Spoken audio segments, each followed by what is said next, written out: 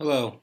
I wanted to give you at least an entry point into the rigorous unit design process and what it really means to identify essential standards, group them into units, and then unpack standards to create targets.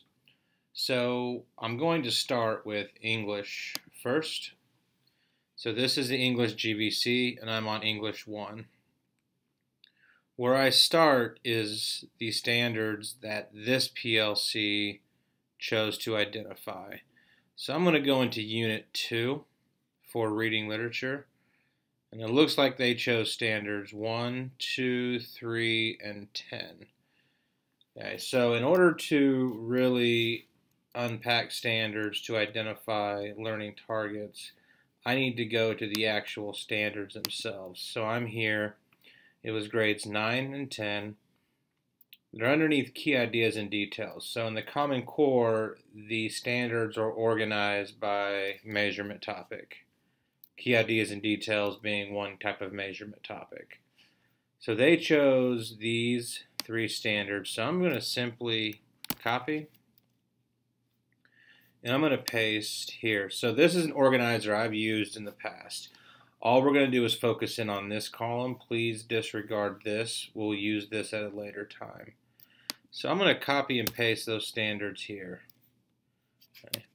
Now, something I kind of like to do is keep consistent formatting throughout my document. So, in seeing this, unpack standards to create targets, in particular, it's knowledge and skills. I'm going to show you a way that I've unpacked standards to make it a little bit quicker. So I go immediately to the chunks of the standards. So cite strong and thorough textual evidence of what the text says explicitly. To me, that is one procedural learning target. I think also drawing inferences from the text is a different learning skill. So I'm going to say cite strong and thorough inferences drawn from the text. So that's standard 1. Standard 2, determine a theme or centralize an idea of a text. I feel like that is unpacking the standard there. Analyze its detail over the development of the text. That to me is a chunk. Including how it emerges and is shaped and refined by specific details. So I think that belongs with this. I'm going to put that with there. And then I see this is also a different target. Provide an objective summary of the text.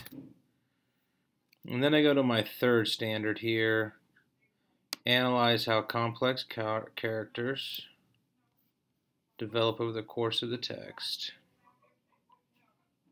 So in order to make this user-friendly for kids, a lot of times what I'll do is, I think that's important to keep. So I'm going to keep that with that. I like to bullet out into digestible bites for kids. So I'm just going to copy and paste this whole thing here. So, interact with other characters. Advance the plot. Develop the theme. So I want to know how these characters interact with others, advance the plot, and develop the theme. Now I'm going to teach probably those together. However, I'm going to have some various activities that I'm going to use to do that. So when I look here, I've chunked the standard out. So throwing these standards on a chalkboard or a whiteboard and saying, kid, this is what we're going to do today, eyes gloss over. It's a lot of text.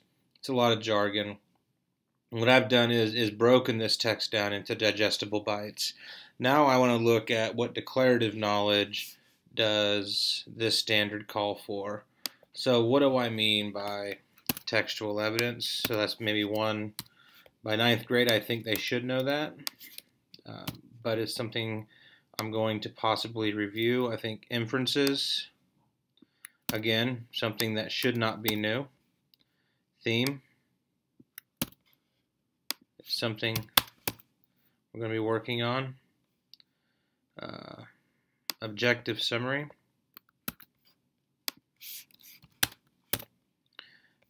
Characters, I think multiple or conflicting motivations. Might be some declarative knowledge I'll focus on. Maybe, maybe not. Plot, something that they've known for quite some time. However, we could review various plot structures and elements that we see in English language arts. And the theme. Okay.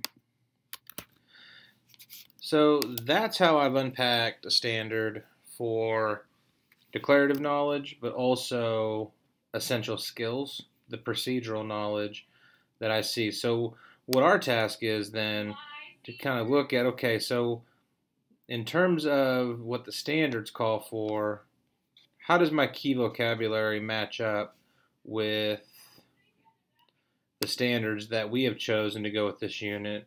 And also the essential skills, how do those match up with the standards that we have chosen for this unit? So that's a very quick peek into determining how essential standards, which have been chosen here, really help determine your key vocabulary, but also your essential skills, which we'll later use to create a performance scale. Thanks.